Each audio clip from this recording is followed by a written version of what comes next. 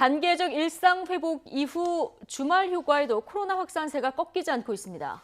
어제 집계된 신규 확진자는 3,120명, 일요일 발표 기준으론 역대 최다입니다. 취재기자 연결해서 보다 자세한 내용 알아보겠습니다. 강정규 기자. 네, 사회이부입니다. 예.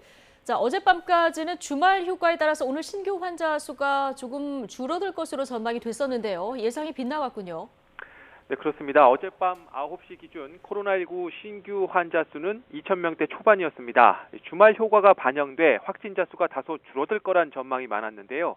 이후 3시간 동안 반전이 일어났습니다. 오늘 0시 기준 3,120명으로 늘어난 겁니다. 일요일 발표 기준 역대 최다이고 3,000명을 넘어선 것도 처음입니다.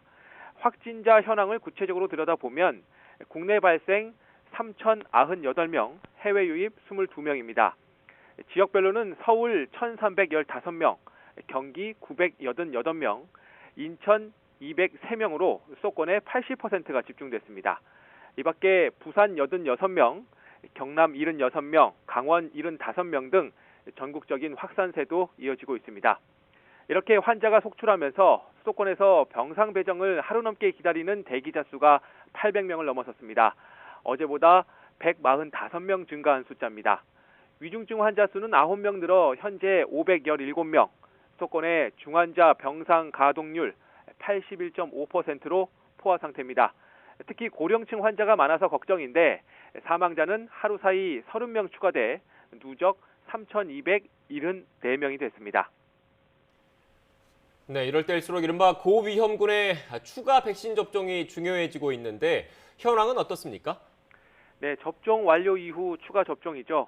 부스터샷을 맞은 사람은 4만 1천여 명 늘어서 누적 180여만 명입니다. 방역당국은 추가 접종은 선택이 아닌 필수라며 부스터샷을 적극 권장하고 있습니다. 접종 완료 이후 6개월이 지나면 면역 효과가 떨어지기 때문인데요.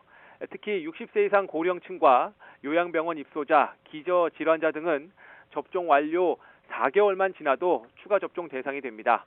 50대와 경찰, 군인, 승무원 등 우선 접종 직후는 5달 간격이고 면역 저하자나 얀산 백신 접종자는 2개월 이후부터 부스터샷을 맞을 수 있습니다. 일반 접종 현황을 보면 1차 신규 접종자는 2만 6천여 명 늘었고 2차 접종까지 마친 사람은 3만 8천여 명 추가됐습니다. 이에 따라 인구 대비 백신 접종률은 1차 82.3%, 접종 완료 78.9%입니다.